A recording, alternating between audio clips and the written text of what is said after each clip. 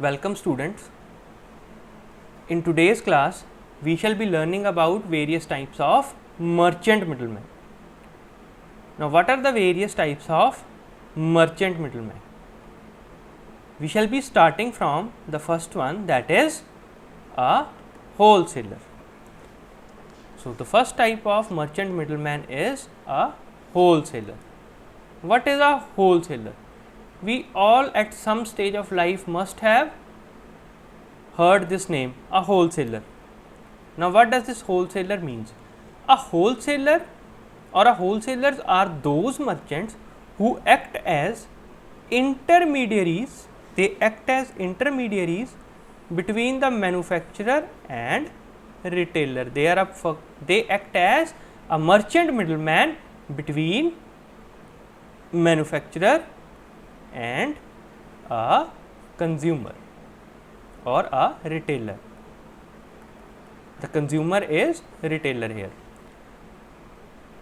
They buy the goods and commodities in large quantities from the producer and sell them to retailer.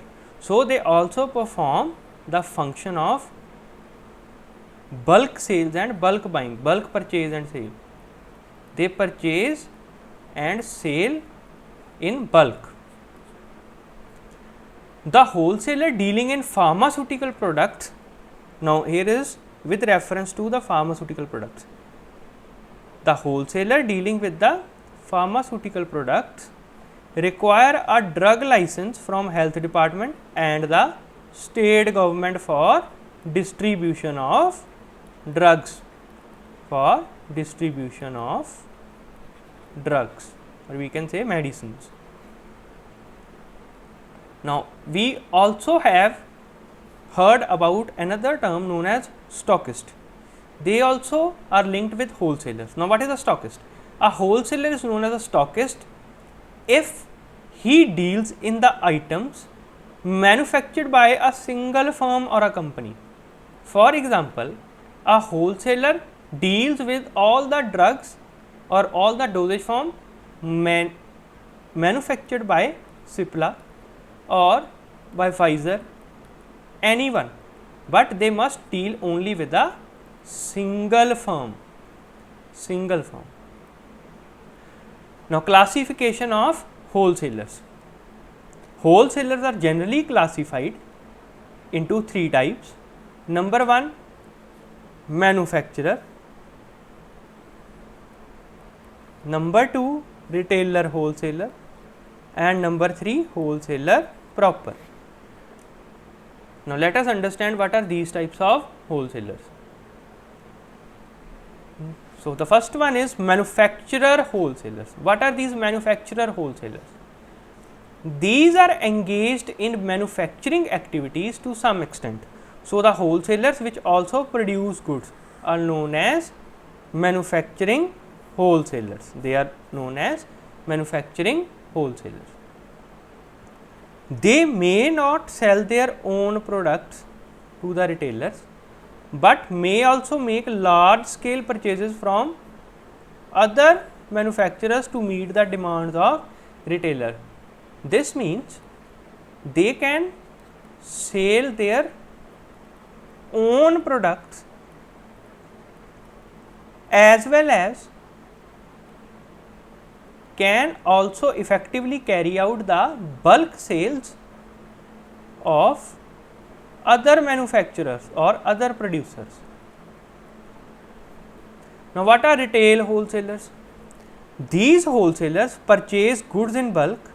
Now, these wholesalers purchase goods in bulk from manufacturers and sell them in retail to consumers through their own shop. They are involved in bulk purchasing,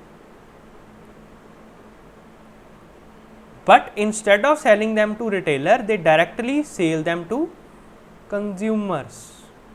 So, that is why they are also performing the function of a retailer. So, they are known as retailer wholesaler. Now, what is a wholesaler proper? Now this is the original definition, or we can say the original meaning of a wholesaler. These wholesalers concentrate solely on buying and selling of goods in large quantities. They are also known as distributors. Now they actually act as a middleman between a producer and a retailer. So now let us see what are the various functions of the wholesaler. Now what are the various functions carried out by a wholesaler? The various kinds of functions carried out by a wholesaler. Number one is assembling. Number one is assembling. Now what does this assembling means? The wholesaler buys large quantities of goods from manufacturers, and sell them in small quantities to the retailer. So they provide a place where the goods can be assembled. Goods can be assembled at a common place.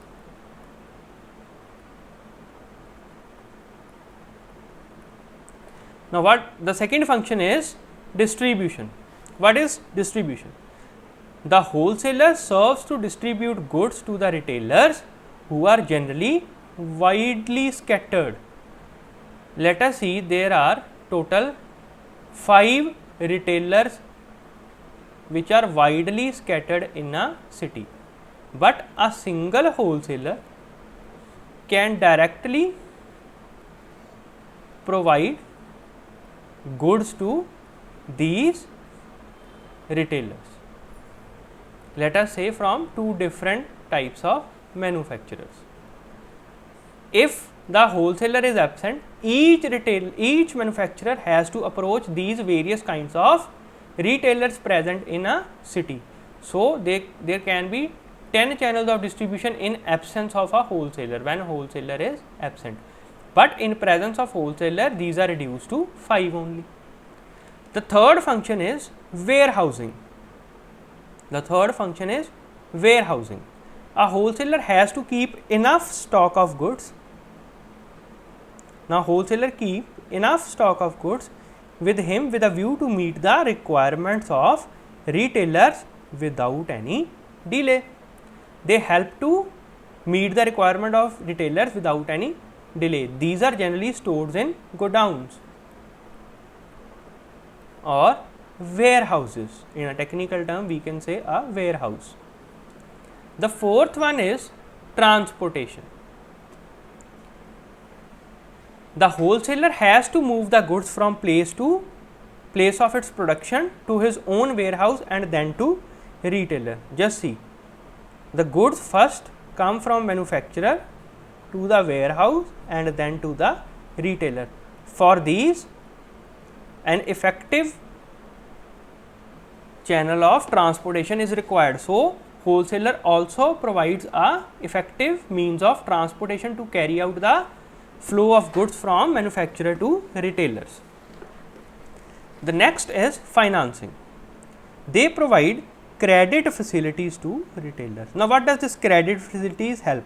The credit facilities help to carry out the business even in absence of cash. Even in absence of cash, the business can be carried out if a wholesaler provides credit to retailers.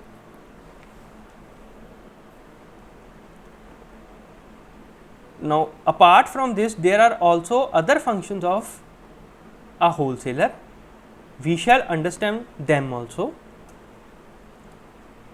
The sixth function is risk bearing. What is risk bearing?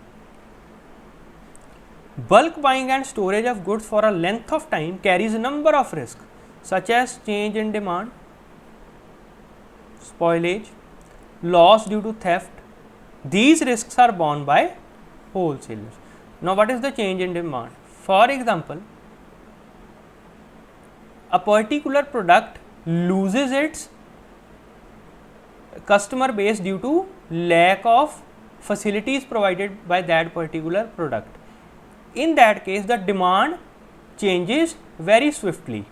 So, this is a common risk for wholesalers. Then comes the spoilage for eatable products, loss due to theft. If any kind of theft or some disaster take place such as fire or the natural calamities like earthquake occurs, these pose a risk to wholesalers. Seventh one is pricing. The price fixed by wholesaler is generally on the basis which the retailer determines the retail price. Wholesaler determines a wholesale price on the basis of which the retail price is decided. Then comes grading and packaging. Wholesalers grade the products as per the quality standards and repack them. This helps to maintain the quality standards. They help to maintain the quality standards, thus ensuring confidence among customers. The next one is market research. They provide a first-hand information regarding demand and needs of consumers. They work in real time and helps to assess the market trends. So, they act as a source of market research.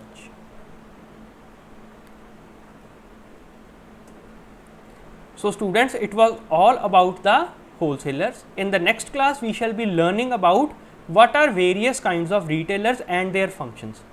Till then, you all must remember the various kinds of wholesalers and their functions. So, let us revise quickly. What are various types of wholesalers? Number one is manufacturing. What does they do? They manufacture their own goods. That is why they are known as manufacturing wholesalers. The next one is retailer wholesaler. They also run their retail houses along with wholesale business. And the third one is wholesaler proper. So, the various important functions provided by these are facilities of warehousing, credit, then comes transport. They act as a source of market research and many more we had learned. So, students, revise the various types of wholesalers and their functions, and it is very important from the point of view of examination. Many times it has been covered under long questions. So, kindly revise them and learn them properly. Till then, best of luck, and in our next class we shall be learning about various kinds of retailers and their functions.